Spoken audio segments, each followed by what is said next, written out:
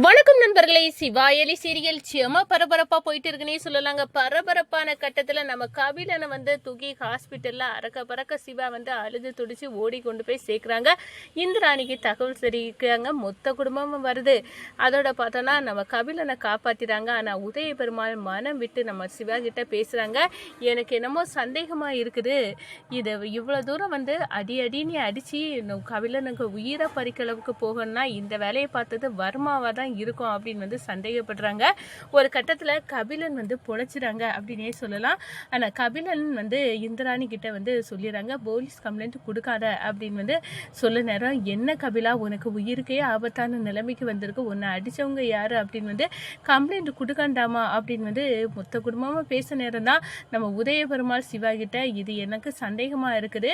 அந்த ஒரு அதிகாரி சொன்னாங்க, எனக்கு கபிலனுக்கு கல்யாணம் ஆகிறதுக்கு முன்னாடி இந்த பாருங்க உங்க கபிலன் அந்த வர்மா போதை கும்பல் கொடுத்த தலைவனோட தொடர்புல இருக்கான் அப்படின்னு சொன்னது இப்போ உண்மைதான் அப்படின்னு நினைக்கிறேன்.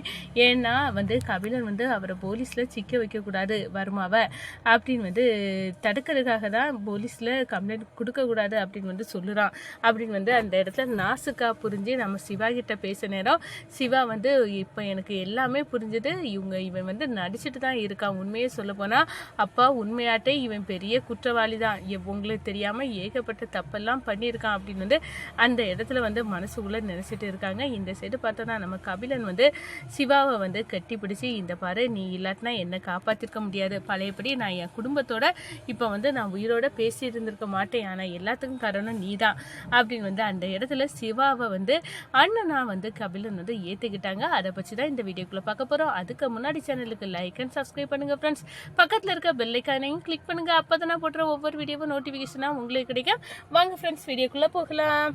உயிருக்கு ஆபத்தான நிலையில நம்ம கபிலன் கிடைக்கிறாங்க, கொண்டு ஹாஸ்பிட்டல்ல சேர்க்கிறாங்க. என் தம்பி உன்னை நான் கைவிட மாட்டேன், உன்னை காப்பாத்தியே ஆகணும் அப்படின்னு சிவாக்குள்ள நம்ம கபிலன் மேல இருக்க பாச போராட்டம் இருக்குது.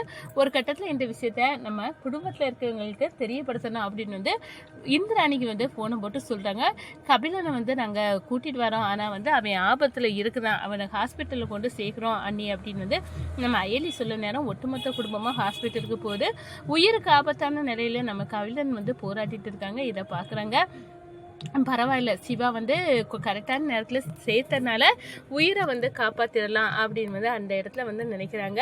இந்த சைடு பார்த்தோன்னா செல்வனாகி, என் கபிலனுக்கு இப்படி ஒரு நிலைமை, இது எல்லாமே எப்படி நடந்துச்சு அப்படின்னு அந்த இடத்துல யோசிக்கிறாங்க. நம்ம உதய பெருமாளுக்கு ஏதோ உண்மையை நம்ம சிவாயும் கபிலனை சேர்ந்து தான் அந்த சாந்தி லேடியை கூட்டிகிட்டு வந்ததுனால இந்த வர்மா கபிலனை எதுவும் பண்ணியிருப்பானா, வர்மாவுக்கும் கபிலனுக்கும் தொடர்பு தான் இருக்குமா அப்படின்னு உள்ள சந்தேகம் நம்ம உதய பெருமாளை ஆணித்தனமா ஆட்டி படிக்க தொடங்கிச்சு அப்படின்னு அந்த இடத்துல சொல்லலாம்.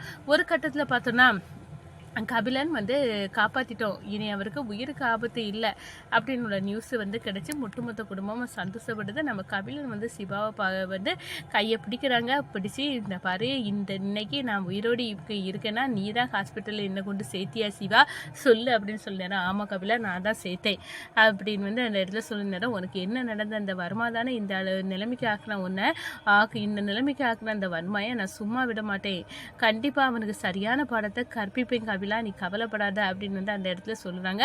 ஒரு கட்டத்தில் பார்த்தோன்னா நம்ம உதய பெருமாள் நம்ம கபிலன்கிட்ட இந்திராணி எல்லாரும் போய் சொல்றாங்க, உன்னை இந்த நிலைமைக்கு ஆக்குனது வர்மா தானே, அவன் மேல போலீஸ் கம்ப்ளைண்ட் கொடுப்போம் அப்படின்னு சொல்ல நேரம், வேண்டாப்பா அதை கொடுக்கண்டா அப்படின்னு சொல்ல நேரம் உதய பெருமாளுக்கு சந்தேகம் வருது. அதை மனம் விட்டு நம்ம சிவாட்ட பேசுறாங்க.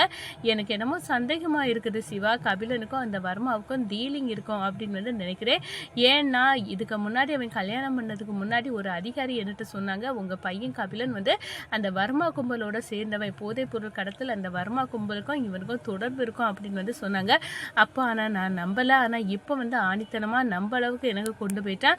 ஏன்னா அவனை உயிரை பறிக்க அளவுக்கு இந்த அளவுக்கு அடிச்சிருந்த போவோம் இவன் விட்டு கொடுக்காம அந்த வர்மாவை கம்ப்ளைண்ட் கொடுக்கண்டான் அப்படின்னு சொல்லலாம்.